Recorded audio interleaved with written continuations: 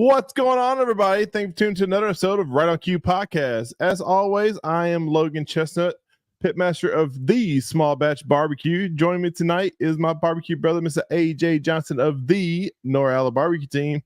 And then guest hosting tonight is a very special guest and one of my favorites, Mr. Bobby T of the Bob Trudneck brand.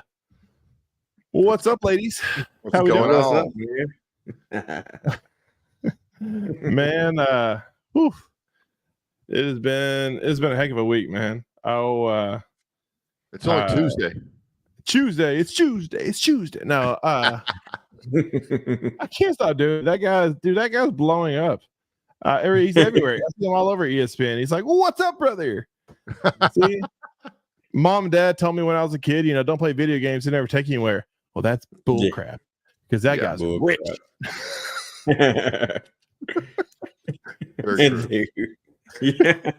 He's so bad. No, speaking of parents telling you something, hey, did you ever had like your daughters tell you anything crazy? Bob, I know you did when they were growing up. Oh yeah. Oh, so my daughter is learning about she's second grade, so she's learning about Anne Frank, right? Yeah. The Diary of Anne Frank, classic book, great book. And so she was trying to tell me about it. She was excited about it. She was trying to tell me about it. She's like, Daddy, yeah, we're reading this book. And I'm like, oh, that's great. Anyway, you're reading Anne Frank. It's about this girl, and she's hiding from the bad guys, and they're trying to find her. And I said, oh, that's great, honey. I said, she goes, yeah, the bad guy, yeah, he's a really bad man. I said, oh, they teach you his name in school, And she goes, yeah, it's Joe Biden. And I'm like,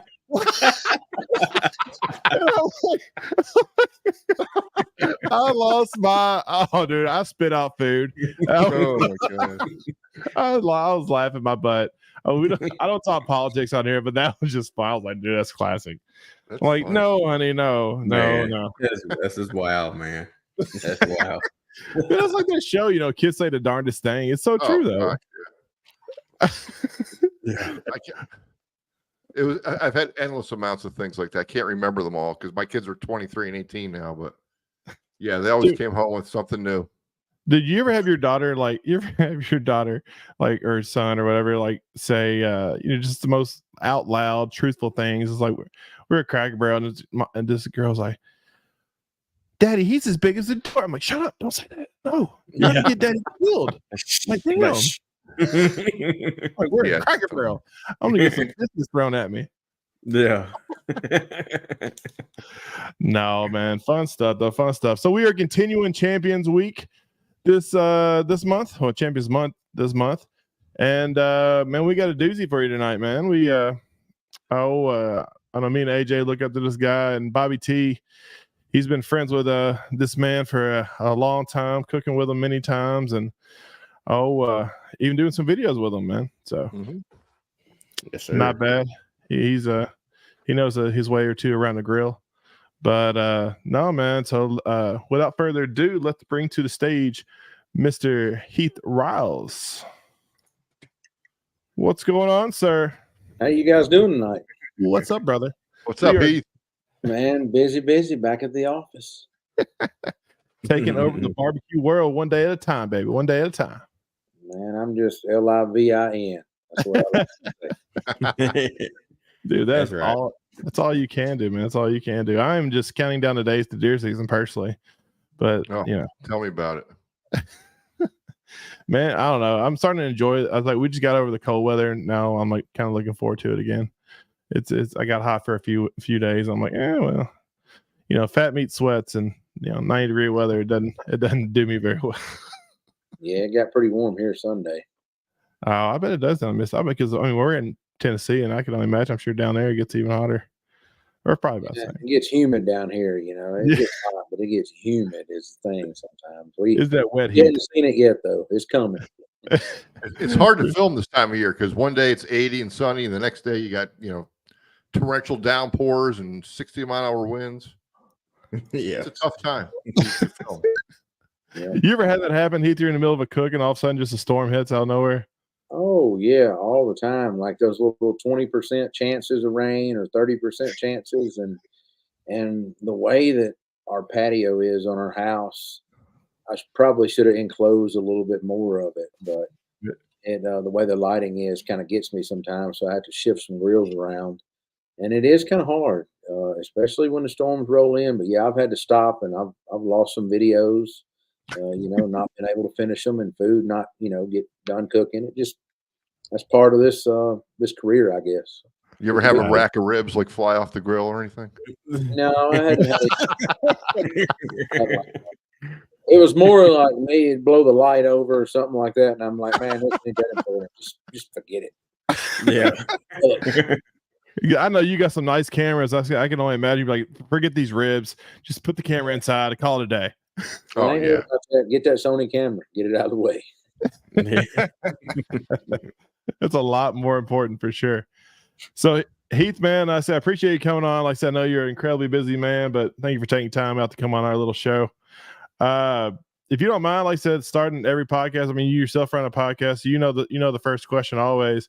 You mind telling us a little origin story about where Heath Riles barbecue came out of, and what did you do before you got into barbecue? Well, I was in the beer business before I got into barbecue. Man, just awesome all around. I mean, well, I say that honestly. I started cooking when I got out of high school with my best friend's uncle, and so he had a KCBS team. So, yeah, I was in the beer business when I was really into barbecue, I guess I could say. But I was traveling, going to KCBS contests when I was 18 years old, like going over to Hot Springs and things like that, and being exposed and at Ronnie Cates throwing those big events and giving away cars and $50,000 and $100,000 back then. That was unheard of at the time. Because we always just cooked a little small event where I'm from, Ashland, Mississippi. Had 2 KCBS contests a year, and it was just something else to do, and kind of got started that way. And then it turned into my friend's uncle said, "Hey, you guys need to kind of build your own grill and do your own thing if you're gonna kind of party and drink and do things like that." Right. Yeah. I'll just build my own grill, okay. And so I got bought a welder and all that type stuff, and I had some friends in the pipe industry, and they got me some scrap pieces of pipe, and I built a grill. And I couldn't get the firebox airflow right at first, and I actually hired a welder, and he built me a firebox, and I welded it on my tank and all that I had done and cut the door out of. And I cooked on that grill for many, many years until I finally was able to afford a backwoods. And it just kind of barrel rolled from there. So Cool. Traditional style offset was the one you built? Yep, traditional style offset. I just kind of went around the barbecues and kind of seen what everybody else was cooking on. And back then, everybody was on propane tanks, and I can remember one guy come out of Florida, and he had a Jed Master. Oh yeah, I remember those. And that's what Chris Lilly cooks on. I see you looked up, Logan, like, oh, what is that? Oh yeah, I don't know what that is. It's basically a charcoal rotisserie, and it had like a ring of fire in the bottom of it, and you light one. You load the charcoal in it, and you place your wood around it, like almost like the snake method. But the way this thing was designed, it had baffles in it where the charcoal had to crawl right up and down. So it got a very slow burn. And once you got your air set right on that thing, you can close it up, and man, you can cook 14, 15 hours on a load of that, a load of pork shoulders. And that's why Chris Lilly cooks on it. And you can't find them, and it's kind of a running joke. If you can ever run Chris down and ask him how many he owns, he really never can. He buys every time one comes available, he's buying another one because you can't get them made anymore. Huh? Who made them? I don't remember the full story on them, but I used to know it on all that kind of stuff. And Bob can tell you, you can go down some rabbit holes. Type stuff. Yeah, I got you, man. so pretty cool. So what are you cooking on nowadays?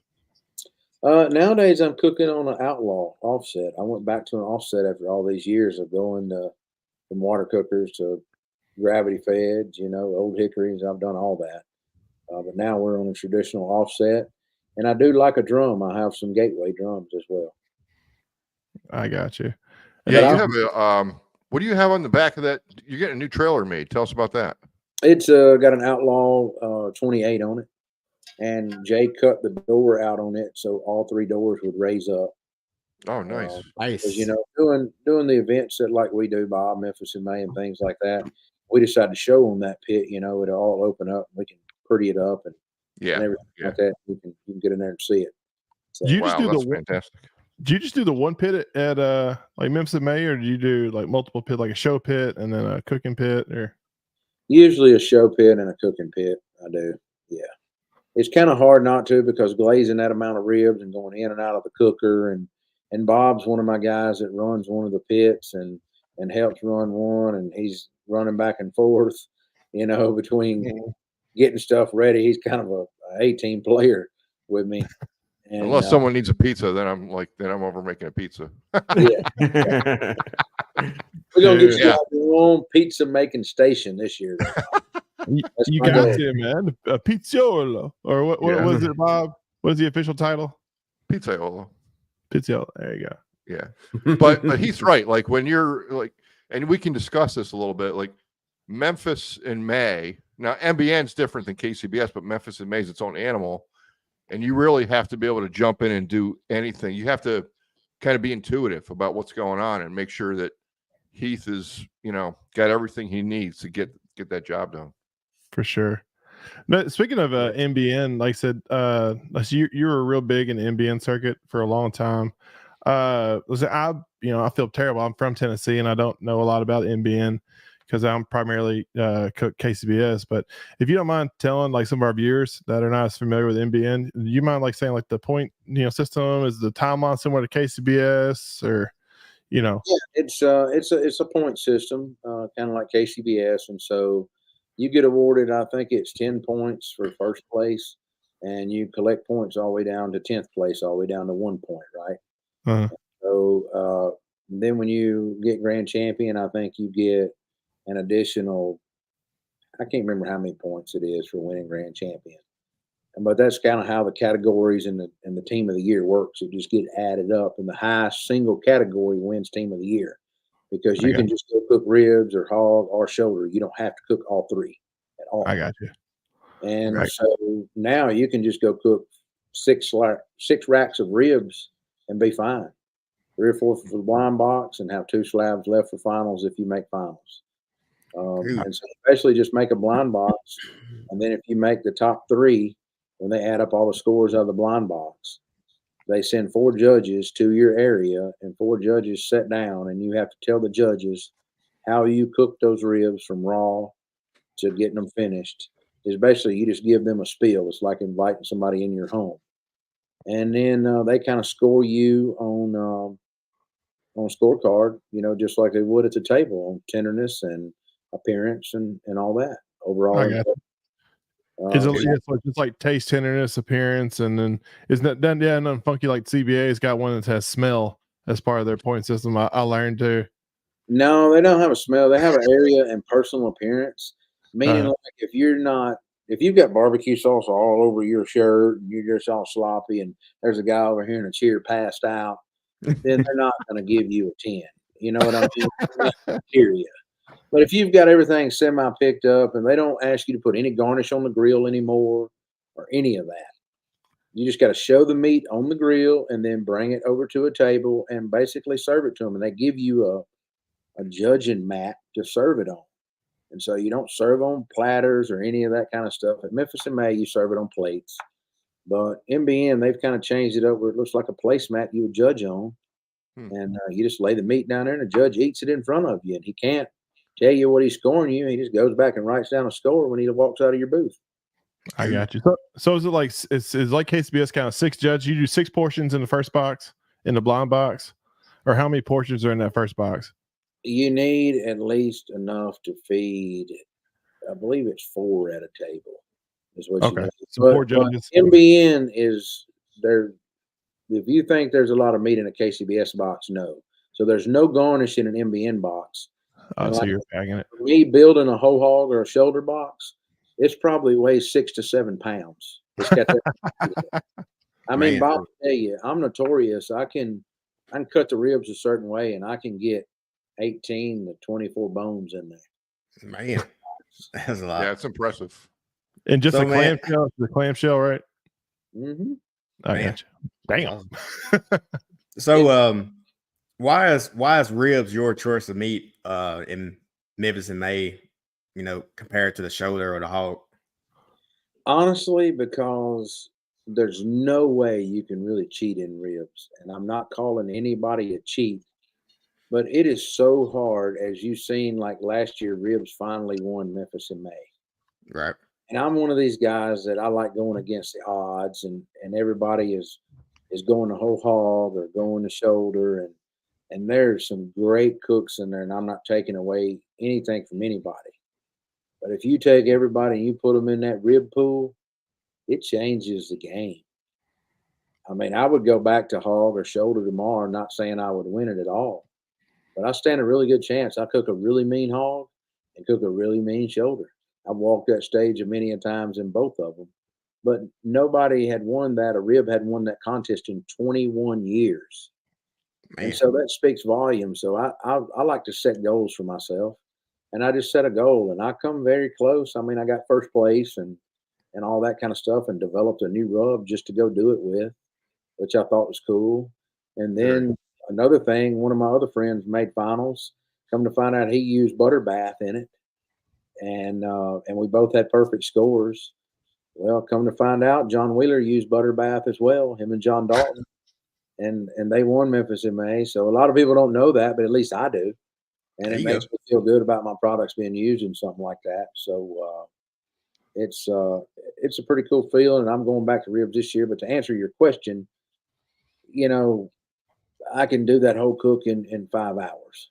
Right. And I don't have So, to be up shoveling coal all night. And I have a newborm now at home, and I'm not as young as I used to be, and I sure like sleeping in a very nice bed versus a barbecue truck.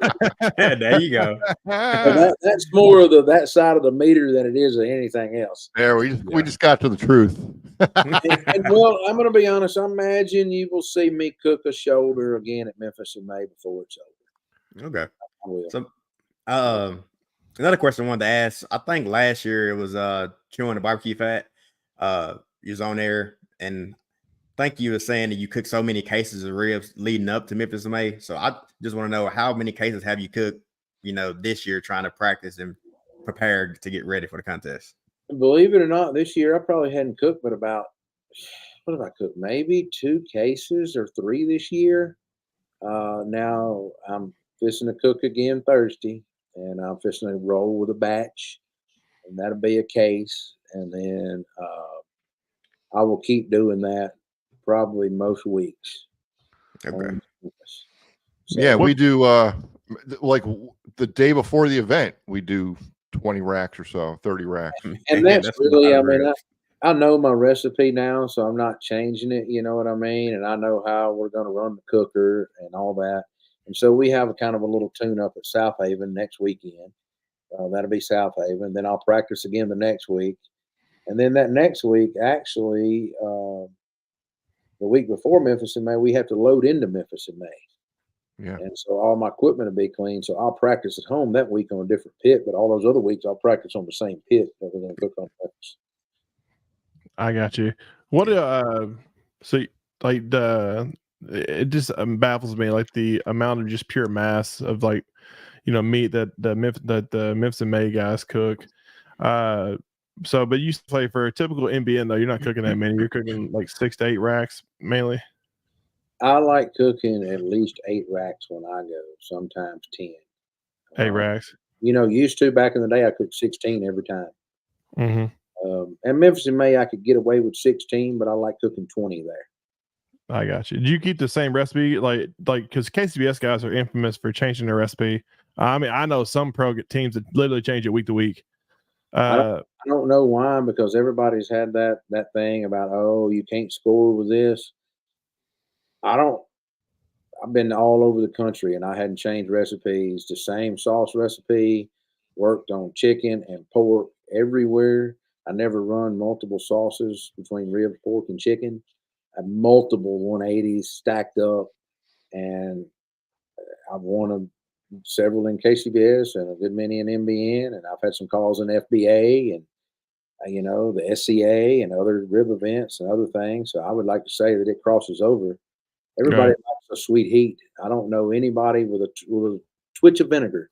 So I don't know anybody that don't run a sauce similar to that. It just depends on how much heat or vinegar or sweetness your measurements are. But everybody runs kind of the same similar blend, in my opinion. I got you. Yes, sir. Good deal. Bob, I know, like I said, you and Heath are Memphis and May buddies. I'm sure you got stuff y'all talk about when it comes to Memphis and May. It's all secret stuff. Oh yeah, of course. I don't know if you guys, since I got both of y'all on here, man, you guys mind talking kind of about y'all's Memphis and May setup, or like what goes into like leading up to Memphis and May and all that jazz, as far as like getting set up in tents and all that? Well, nowadays, honestly, Memphis and May, we pay a tent company for all that kind of stuff. So that's the big thing about Memphis. Tent companies, they sent me an email today. I've got to send in my layout. And I kind of know my trailer measurements and all that. And we back some trailers beside tents and all that. But they kind of set up the commercial tents, and we come in and I may pop up a couple ease ups, in the back maybe. But it's not much to it besides that. And they put up the tent walls for you the majority of the time. And we hang some banners and things like that. And the girls do a little bit of decorating. But I don't get super fancy. I try to keep it pretty simple and clean. We've got a few pigs that sit around that my wife has kind of collected over the years. And other than that, we just try to carry, honestly, a product display and usually just a little table with some charcoal and wood, something like that on it. And the pit, that's it. I mean, we're not trying to be super fancy or anything like that. Right. Yeah, and he's had years where he's had, massive sites and small sites and back and forth, and he's honed in on what he wants, and I think it works pretty well. Of the two, I know they changed locations in Memphis and May quite a few times.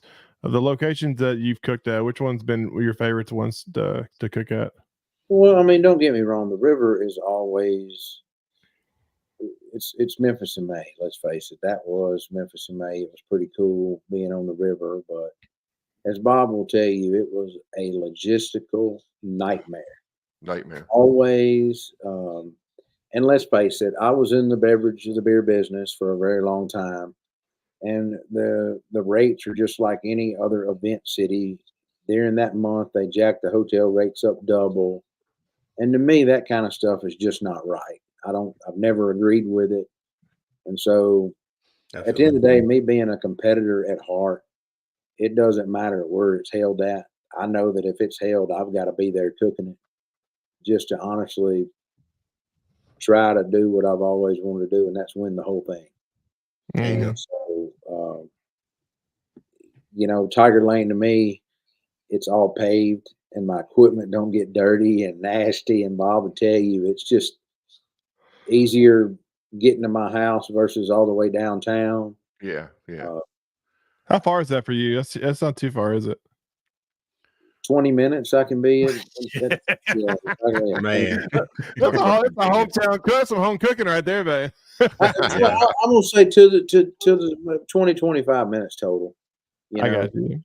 I live right off an exit, go right down, turn up, go in a subdivision currently. I got you.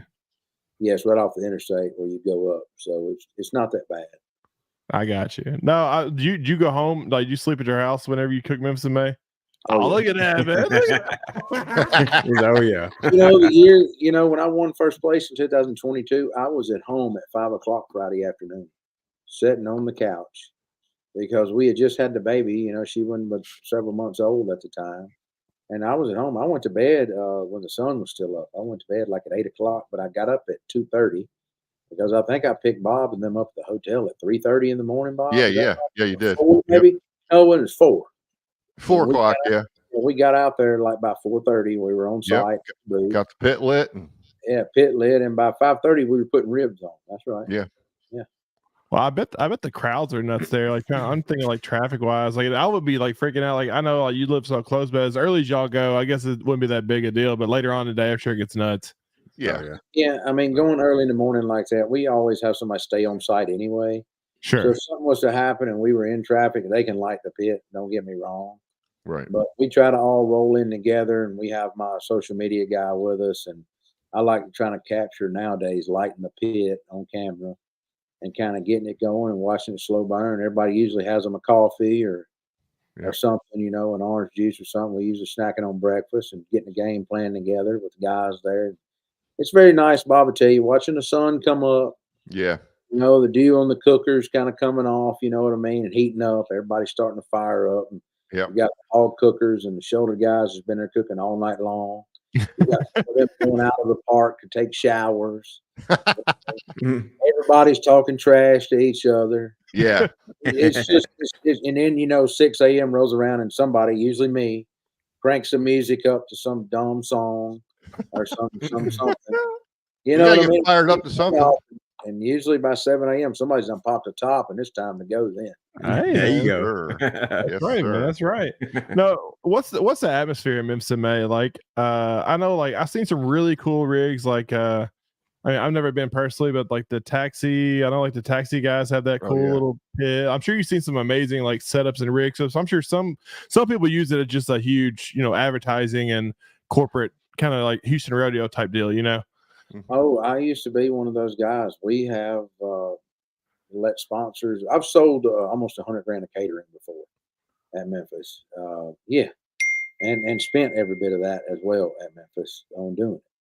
And we have had everywhere from Hooters as a sponsor to doing IT companies, and me being in the beer business, it was usually something with that where we were feeding and entertaining customers because everybody knew that I cooked.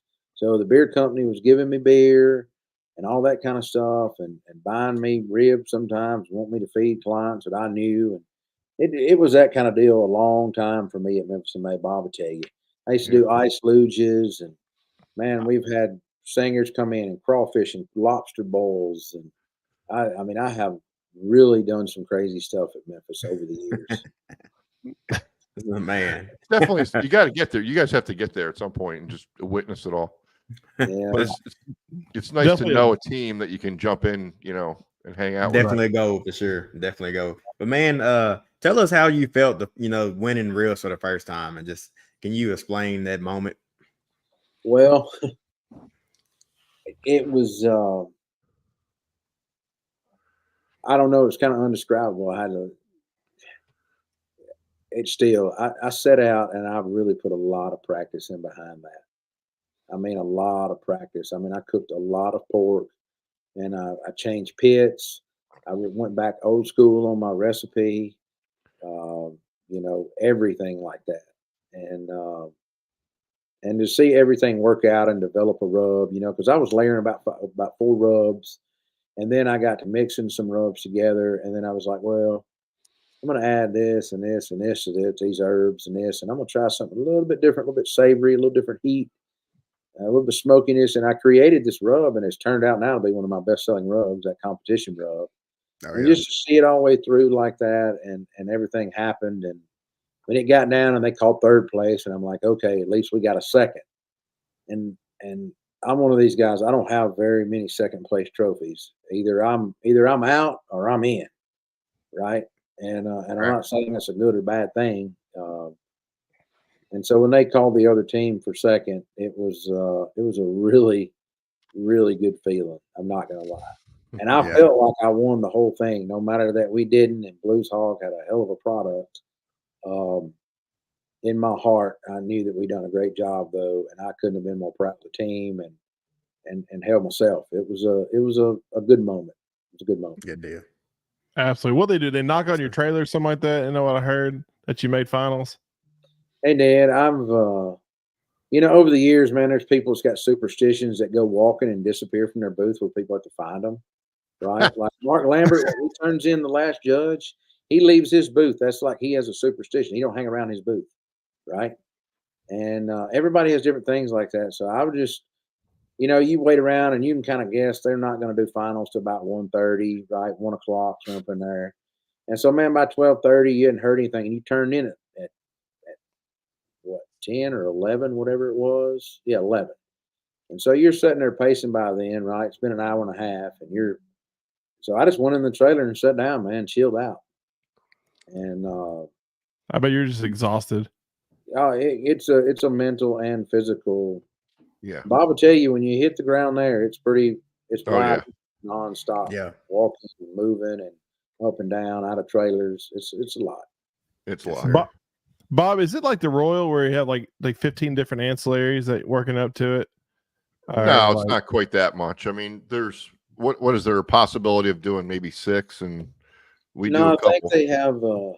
they have a tomato, a vinegar, a mustard sauce, and then they have 7 other categories. It's 10 total, I believe that's right. Yeah, I know like wings is one of them, I think, Chicken, right? beef, seafood, Yeah. all that, right? And they have a Miss Piggy Idol too. Yeah, maybe it's 6 ancillaries is what it is. The Miss Piggy Idol, like a little skit contest. People can dress up and do skits and music videos, all that bull crap. Bob, it's your role right there. Yeah, and Yeah, they have that's a my sauce role. wrestling contest as well. What'd you say? They have a sauce wrestling contest as well one night. Oh, really? They fill up a wrestling ring full of barbecue sauce, and they have weight classes, female and male. And Bob will tell you, it gets pretty rough. I got my ass kicked by some chick. It was terrible. Sauce. No, I'm kidding. I don't know if it's a vinegar sauce or I don't know what kind of sauce it is. Yeah. There could be some burning going on there. If you Yeah. get like that vinegar, spicy vinegar sauce. No. You got to go Well, with the sweet. It is Cattleman's. Hey, listen, speaking of sauces, let's talk.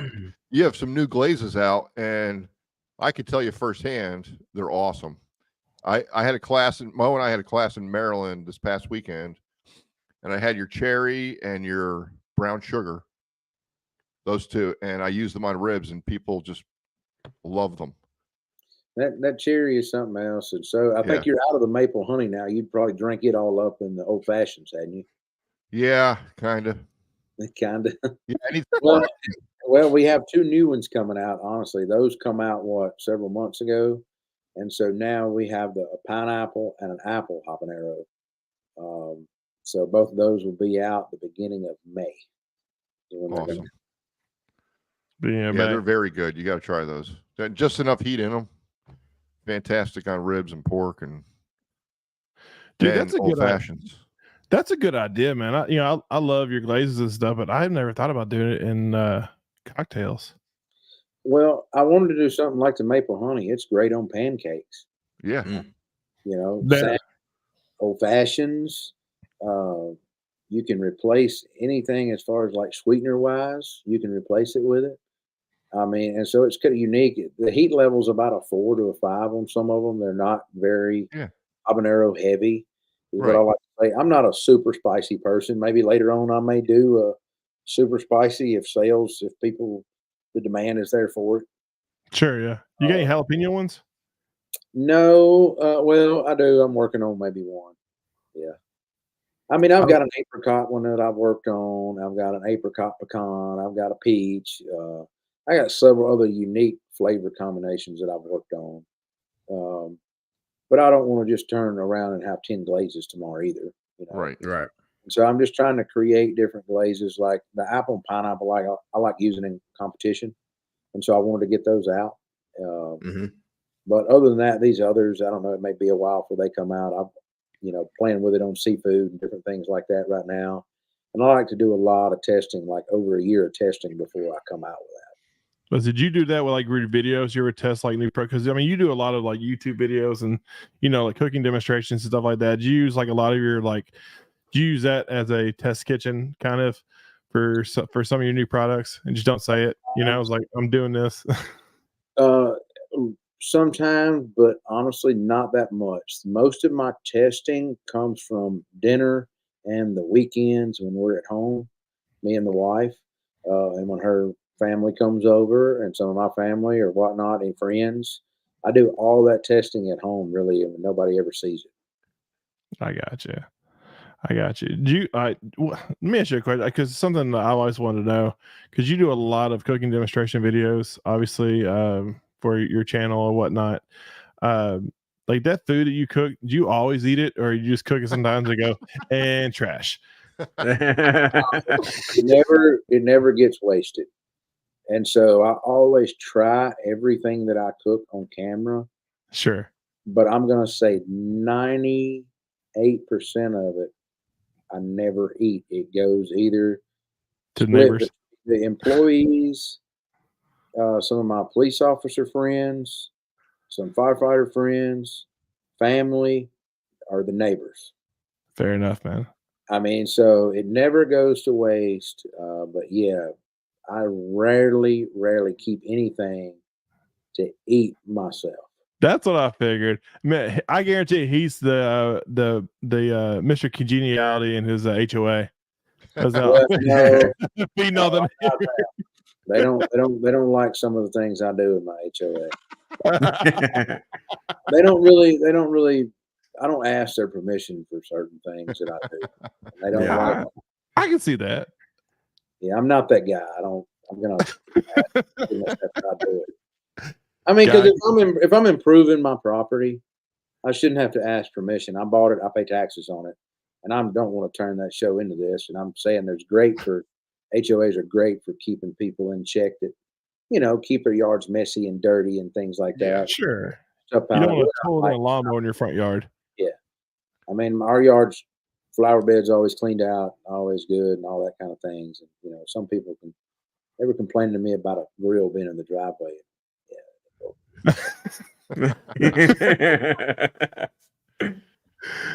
That'd be hilarious. Yeah, you have a vegan move into next door to you. Can you turn down the smoke? The meat is offensive to me. I read that in an article somewhere. I'm like, if I had that neighbor, she would hate me to death. They would really hate me. They would really.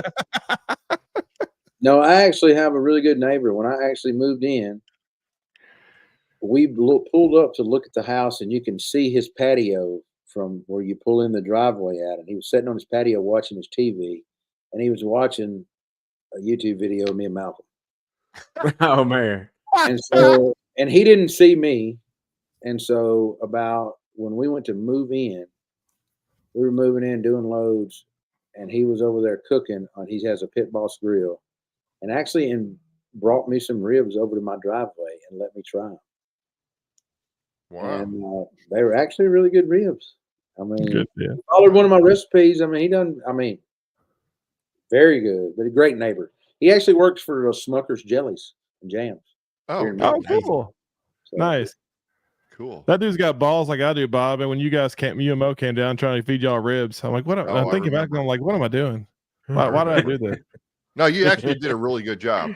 You did a great job. That was a. I would give that 6 all day. You did great. Fair enough.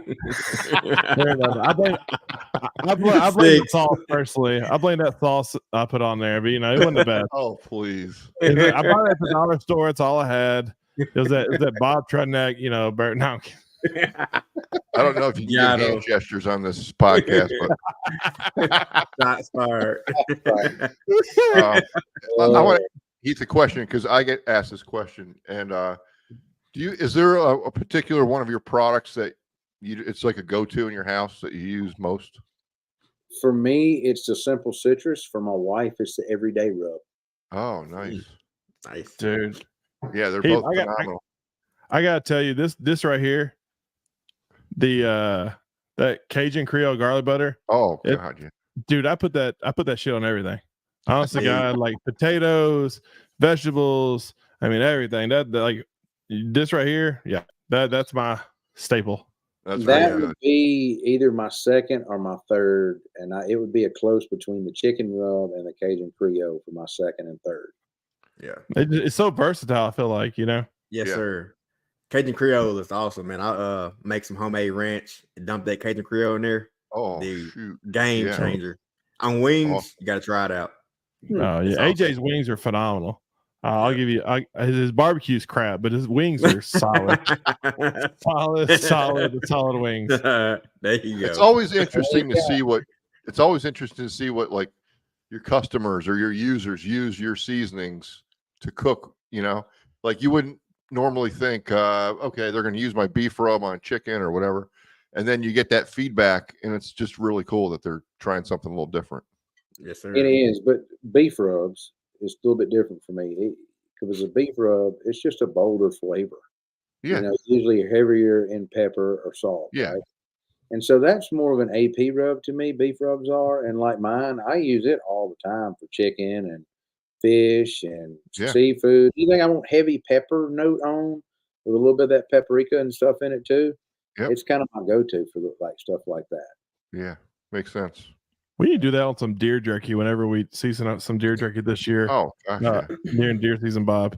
Take some heavy. We gotta do jerky this year. I failed Yeah, last year. We didn't do any deer jerky. You just got to shoot something the first day, There you so go. we have time to marinate. Well, you know, shoot it and make sure it falls down. That's all I'm saying. I don't have a problem with that. Well, we'll see about that this year at my place, Bob. Well, yeah, I got Wow. to see a deer first. Man. No, Bob, Heath has- hunting at my Heath has- place is like hunting at my place compared to Heath's be like going to a trailer park versus the nice place, man. You got some redneck hunting my way. You got a Heath's, I'm sure it's way nicer than mine. Now, listen, both of you have beautiful, beautiful hunting properties, and I never had land, so I really appreciate both of you guys inviting me. But you both have fantastic places, and just the fact that I get to sit in a blind and there's a freaking heater in there. Are you kidding me? Well, Dude, Heath, if you would have been there today, you could have got that old long beard. Oh yeah, nice. Oh man. I mean, Yeah. you come get him if you want to today. that's Love tasty. You can do a cooking video of that one, aren't you, Heath? Now I need to. I really need to. Have you done a wild game one yet? Yeah, I have. I've done a couple. I got you, man. No, There's your deer, Bob.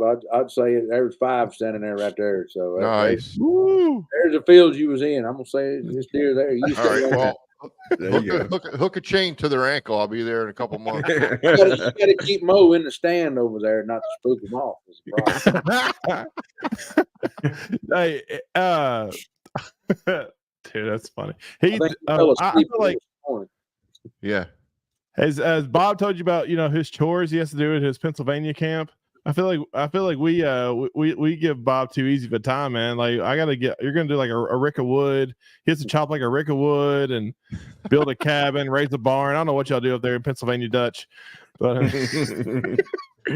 the deer dues is way more intense than they are in Kentucky and apparently Mississippi too. Yeah, the landowner is a good buddy of mine up in PA, and you know he's got a wood furnace, and he's a single guy. Well, now he's married, but yeah, we helped him out. We split wood for a couple of days and get it all stacked and in the basement, and then we make some great meals and hunt. I am glad I know that I can get some labor out of you now. Yeah, I thanks for bringing that up. Appreciate that. We let him off way too easy. See, at my place, he just got to cook a meal. Like everybody's got to cook a meal. I mean, that's a given. But next year, I'm doing a honey-do list.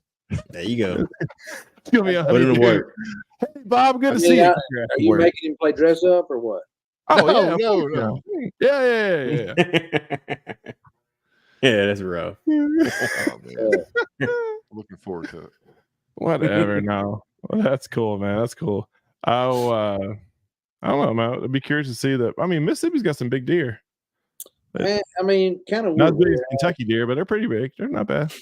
Yeah, I mean, where we're at, we call them hill country deer. They're not that big a deer unless you catch somebody feeding a lot. Can you feed there? Can you feed your lots there in Mississippi? No, we're not supposed to feed at all right now. We're actually in a CWD zone is where I'm Oh, at. okay. My property. Oh, really? Yeah, and the deer all around there, even since I was a kid, you've not seen huge deer. I mean, about a 150. You get a 160, you've got a good sized deer in our area. But most deer in our area, if you kill a 130, you're doing 120 to 130. That's probably the average where we're at. They kill a lot of deer in our area. You know? Yeah, I got you. And honestly, they could kill a little more. because most of the time when you hunt, you see a lot of deer. Mhm. And really and truly, when you hunt big farms or you're hunting big deer, you may hunt 3 weeks and not ever see a deer, and then you kill that stud. And, Mhm. and so our property's loaded up. I got to get a biologist out there. We're going to thin some does out, several things like that. I would imagine. We've I been got keeping our food plots up, and Bob's saying it. I've got a tractor and things like that, and Oh yeah, trying that's to plant awesome. the right proteins and things like that, and feed them the right protein. When I have done some things like that, we're just not trying to just bait deer up or anything like that. I don't Right. do. I got you. We're up there by I don't know if you promote Night and Hail game calls and stuff. They're from my hometown, those guys are, and the every year I feel like there's a monster buck killed in the surrounding either our county or the surrounding counties. And it's always for some reason it's always like a 10-year-old or 11-year-old that just like makes me feel so bad about myself. I'm like, what do you do after you kill a deer like that? Like, what do you do? It's all down here from there. Yeah. I don't know. Like, I still haven't ever seen one of those deers in my life. Me Yeah. either. Well, I have in Texas. I've caught a glimpse of it Oh, too. Texas, yeah. You know, but they were moving. These deer were hard to hunt where we were at. We were on a big high fence property, and they would turn deer out, and they might not see these deer for 5 years again. Oh, yeah. Well, Texas down there, it's like I have a small farm. What Yeah, was there's it? so much land. 10,000 acres. Yeah. Yeah. So, I mean, these deer go up in the hills and things like that. That's what one of the guides was telling me. And I mean, like he said, you may not see it for another 5 years. We caught a glimpse of one, but he's going in and out of brush, and you couldn't get a shot on him. Yeah. Dude, that's when you start drinking heavily that night. You're like, son of a bitch. I saw him. He's there. He's there. Yeah, you never see him again. Yeah. And then Dude, you had some to of kill those a farms in 150. Texas. Then you had to kill a Yeah. 150 something sacrifice the last day. I know. Oh, bless your heart. Yeah, What a shame. Dude, some of those farms in Texas, those high fence areas, they're like, yeah, we got some whitetail, and then on the other, somewhere on the farm, there's some elephants. Who knows? But you'll probably never see them. Yeah. No, man. The cycling back to barbecue, because I always detour on our show for some reason. No, one fun question I always like asking our guests. You've been cooking barbecue a long time, so you've had a lot of experiences in it. You ever had like, what is your? This is from one of our listeners or viewers, not listeners. From Michelle Powell. She says, "What is the like worst thing you've ever turned in and you still had still hit? Like, you have any like funny like failure stories?" Yeah, I do. And you might have heard me talk about it on another show. So the South Haven Spring Fest, it was a double, and it was a KCBS MBN, and the brisket had a fat vein down the middle of it, and I had already got a little too deep trying to get that fat vein out right and create a kind of wrinkle in the brisket.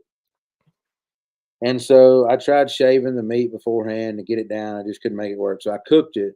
Well, lo and behold, when I got in my brisket and started slicing it, it started splitting in that fat vein. So I had 2 pieces of brisket about like that, right? Splitting. So I cut it all and told my wife, I said, I'm done. We've had 3 good boxes. I'm not even turning this in. I'm done. I left out of the trailer, went and sat down in a chair outside the trailer and got on my phone, and she's like, "You're not gonna turn this in?" I'm like, "Nope." She shut the door. She built the box. She took it, told me to get my tail out of the way, not in those. She took the box and it got a 180. Wow. Man. Wow. Yeah.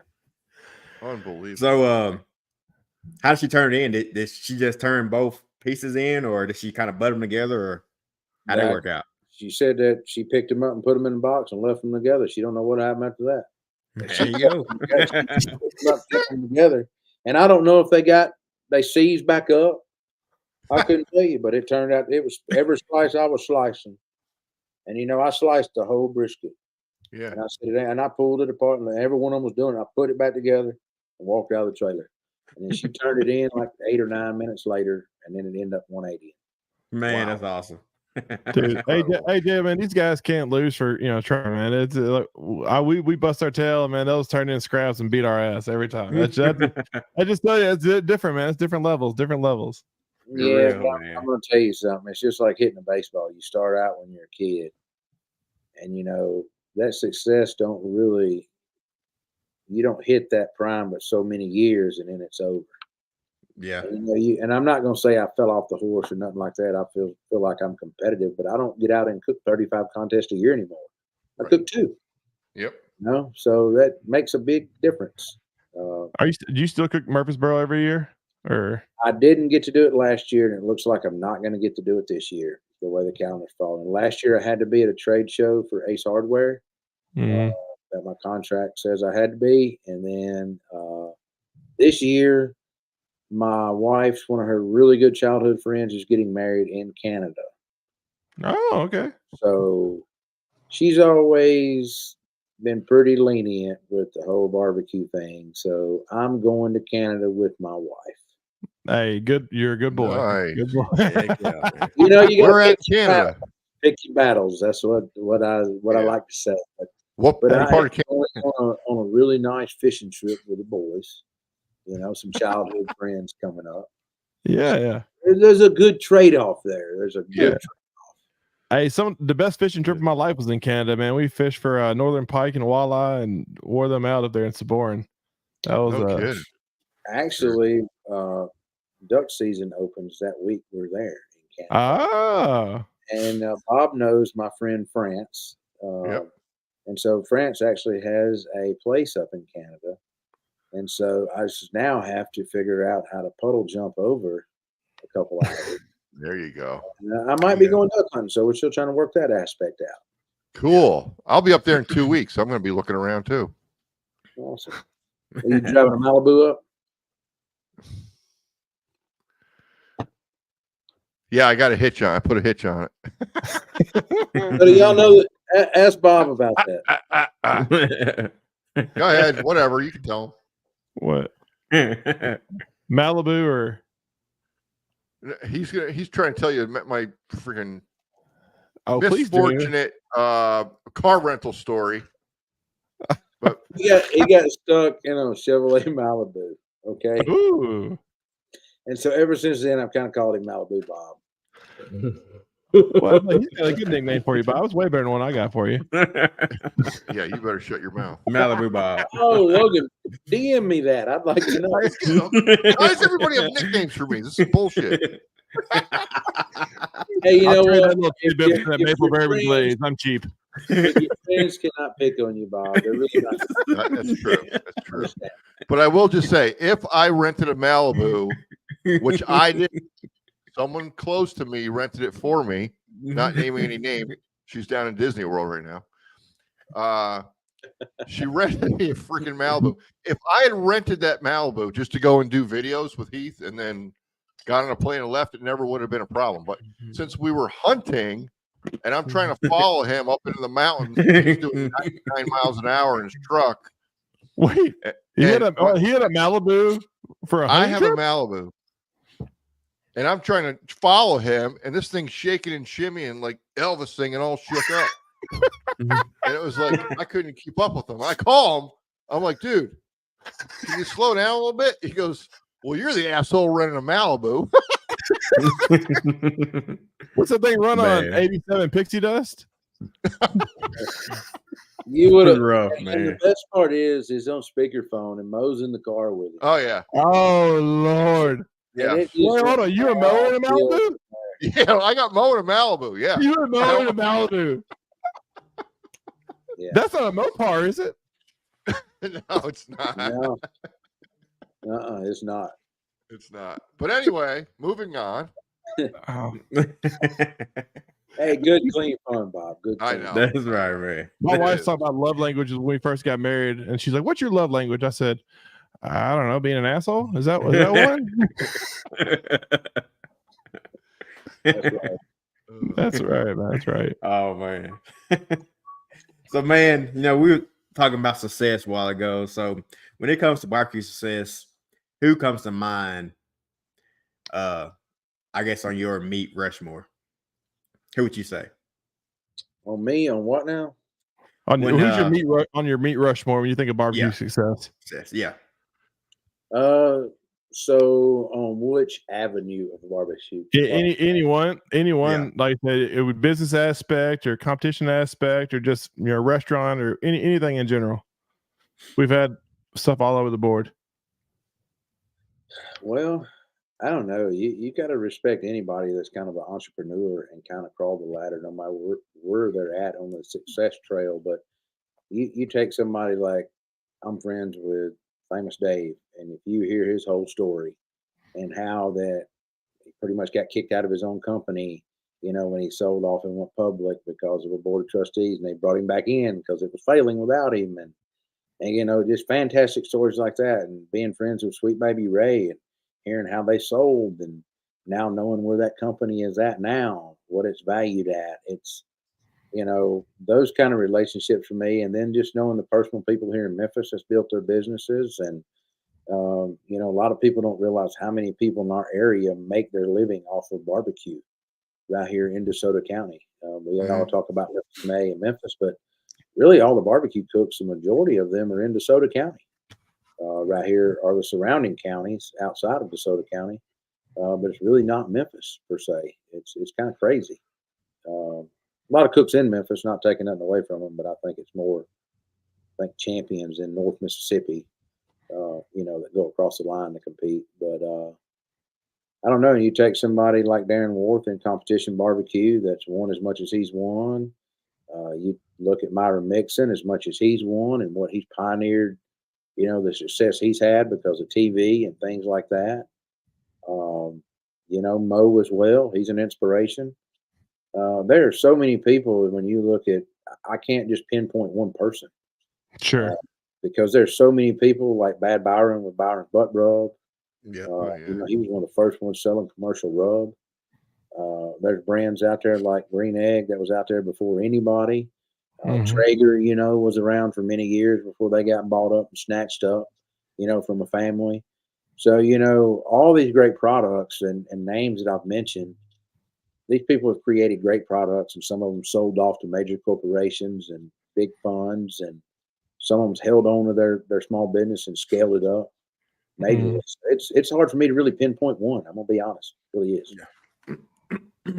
That's a good. That's fair enough, man. That's fair enough. Yes, well, and I can't leave out Malcolm. Let me back up there. I never want to leave him out of it because when they started YouTube and all that, their brand is named How to Barbecue Right, and the SEO that goes behind that alone is unreal. I mean, you just can't get that these days, what he has organically. And I don't think a lot of people understand that either. Yeah. No, we talk about the show so much, especially with like Malcolm. I said, half the people we have on the show when they first started doing competition barbecue, their first recipe is that Malcolm Reed recipe that they got off YouTube. I think everybody's ran that recipe at some point. For sure. Yeah. But no, man.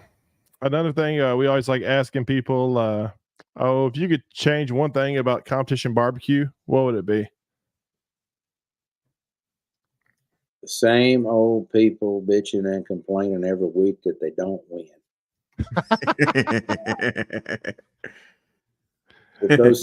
And I don't mean that in a negative way at all, but I think if those people would put their time and energy into perfecting their recipes, that they would be a lot better off. Because the people out there winning and that consistently win are out there week in, week out. And when you cook that many contests, you're bound to get good. You should be good. Right. Yeah. You take somebody like Brad, it's hard to cook against Brad. Brad is a cook. He's a machine. And so is Tim. They've done it so many times. Travis Clark. I mean, on a regiment. I mean, and it's hard to beat that kind of regiment when you repeat it over and over and over again. Everybody has good flavors. You just got to cook good barbecue and know tenderness. That's what wins contests.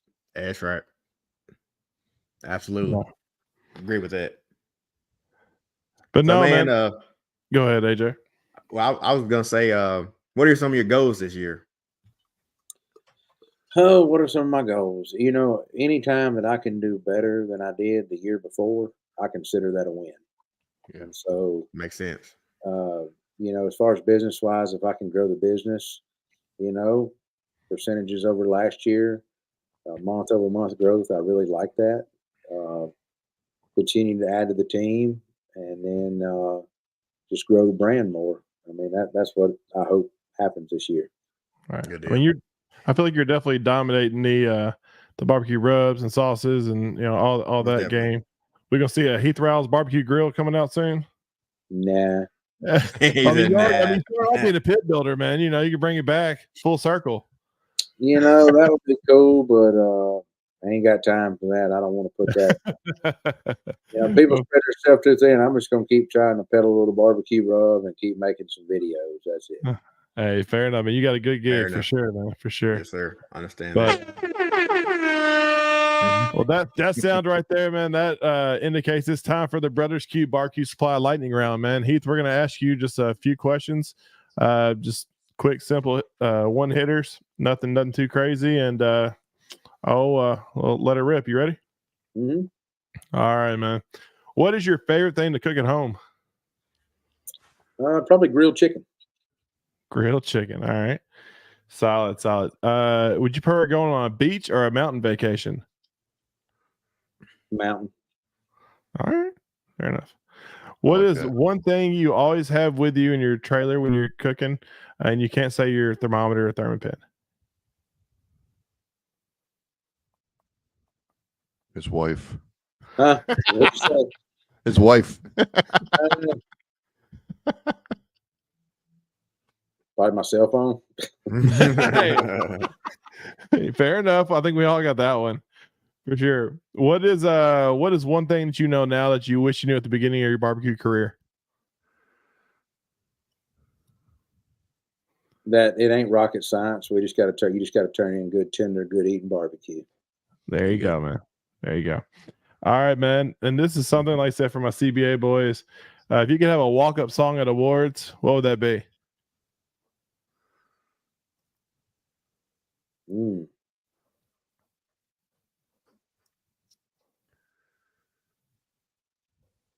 I don't know. He's got some crazy music on his phone. I do. I can see him. He's going through all that 1989 album of Taylor Swift. Like, which one should I pick? There's all so good. No.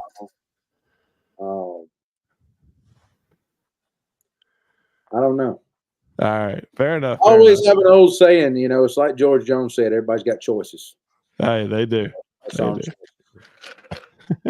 right, man. Out of all your rubs, which one's your favorite? Which one do you like using the most? Kind of the same what you asked me earlier. Probably my simple citrus. I do at home. That's solid. I bought some of that today. All right, man. Last question. I only one that's been a little controversial, but what's your favorite barbecue restaurant? You have a favorite barbecue restaurant you like going to? For what? What protein? Oh, snap. All right. Well, you're in Memphis area, so let's say ribs. You are the Rib King. All right. I'm going to be honest with you. It's hard to beat Memphis Barbecue Company's baby back ribs there. But if you're going to have a St. Louis style rib, you got to go to Cozy Corner, downtown Memphis. There you go. Cornish hens. What do you think about those, man? Those Cornish hens are good, but I think the ribs are better than the Cornish hens. Heck yeah. And if I'm going to have a chopped sandwich, just go into Payne's. 100%. So good. He took me there a couple months ago. Incredible. Yeah. I got to check that out, man. I haven't been to either one of those. Barbecue spaghetti. Yeah, you got to be strapped, boots locked. Call me when you come to town. We go with my truck. All right, fair enough, man, fair enough, man. I'm like, I know somebody. All right, I know. Believe me, I ain't scared to roll down there. It don't bother me none. No. Well, man, Heath, thank you so much for coming on the show today. I truly appreciate you taking time out of your day to come on the show and hang out with us guys. I know Bob and you are gonna kick ass this year at Memphis. Can't wait to watch the awards and see Bob driving up in that Malibu. Let's see him. Malibu Bob. Never again. Never again. Would you rent him a Prius? Like I'll go in on it if you can make him drive it, or a smart car. I'm gonna be honest. I think Bob's gonna get picked up from now on at the airport, right, Bob? Oh yeah, I'm never renting any vehicle anywhere close in Tennessee again. That's right. You're gonna get a truck from now on, right, Bob? Yeah. Exactly. He's a big boy. He gets a big truck. Yes, he does. You get a big one this time. Big boy. Who's a big boy? He's a big boy. You guys. Oh man. Yeah, I told you that's my love language, Bobby. That's why I love you, buddy. Oh, So, man. it's all right. Yeah, I know. I'm definitely renting a Malibu to pick you up. Man. That'd be worth the money right there. At least get my logo on it, will you please?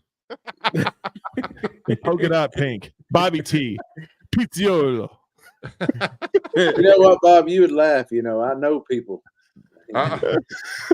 Careful what you wish for, I guess. Yeah. Oh, I bet you can find some fun ones down there in Memphis. Oh, area. man. There's billboards available all over. Billboards are not as expensive as you think they are. Oh, man, I can Nobody imagine. does traditional media anymore, man. You save your Oh, money. Save your money. drive Buy down to extra Memphis for ribs. that one. I would drive down to Memphis just. You wouldn't have to drive; it'd be all over the internet. Look. Oh yeah. I'll check out your podcast. It'd be just the intro video, a shot of the. You probably don't get as good as gas mileage as that Malibu, though. You guys. Something else. All right, Heath, man. If you could, like I said, thanks for coming on the show, man. I really do appreciate it. If you mind letting the guys know, I'm sure everybody knows you and where to find you. But for those that don't, you mind letting them know where to check you out at, and also your check this guy's podcast out, Shooting the Q, right? Yes, you can find us at shootingtheq.com or heathrilesbarbecue.com, and all of our social channels are at Heath Riles BBQ. So pretty simple, pretty easy. That's right. And you can pick this guy's rubs and sauces up at anywhere that sells barbecue products because they're everywhere. This man is everywhere. You might find it at your Walmart or Academy, and you might see it on the Kroger shelves maybe in the next couple of weeks. Dude, I saw your Roll King today, man. I bought your rub at Roll King. Roll King loves me. They really do. I think they have 10 of my items. Awesome. They do, man. I was happy to find your stuff, man. But Heath, thank you so much for coming on, man. I truly appreciate it, and I'll see you on the trail, buddy. All right, buddy. Yes, sir. Thank you. We'll see you, man. Yeah. Bye. That was fun. Awesome. Oh yeah. That was fun. Yes, there was. Malibu Bob. Why? Bye, baby. Why did it have to come up? Oh, I'm getting hunting shirts made this year. He brought it up, didn't he? He did. I was going to bring it up, but he beat me to the punch. Unbelievable. That's rough. Fair enough, man. Fair enough. Well, man, we got some a great show. We got some exciting news. We'll be announcing here next couple weeks. I'm excited for. Going to get that lined up here. But yeah, what we got going on, AJ? We got not too late to sign up for the was it Brothers Q doubleheader? Yes, sir. Right, Yep. Also Good Barbecue Festival. I think we're sitting at 25 for Saturday, 19 for Sunday. Goal is to get 30 teams. Those are rookie numbers, man. We got to pump those numbers up. Yeah, rookie numbers. Hey AJ, I think Right on Cue may be doing some wings and beer, free beer and hot wings that contest. Hey, that sounds good. Hey, let's we got the catfish dinner Friday night, so Saturday, wings and beer. Free beer and hot wings on Right on Cue podcast, man. Come check us out, and yes, sir. I'll say howdy to your favorite podcasters. But no, man, that was a great show, Bobby. Thank you so much for coming on, big guy. Of course. I know your cat is missing you and needs you to come cuddle him. Did you see him jump up on my table? No, did he? He jumped up on the table. I was pinning his head down so he wasn't in the shot. He's like biting my finger. I'm like, all whipped up. Oh man. Dude. Animals. Damn. See, that's why I don't have cats. I just don't have cats. For that reason, man. Well, and my dog is actually below the table farting at the same time. Like, are you kidding me? Well, that's happening? Okay, man. That's acceptable, man. That's like my bulldog's love language. Is his gas he passes. My wife calls it butt juice. I said that's just gross. Nasty. He's got the butt juice, daddy. Man. But no, guys. But then that's our show. Check us out next week. We have another guy you may have heard of. I think his name was Brad Leininger. Brad Leininger is going to be on the show. You may have heard of him. He's done one or two things in barbecue. So make sure to tune in, and we'll continue this Champions Month, man. So, but until next time, make sure you're always right on cue. See you guys. See you guys. See you guys. That's all, folks.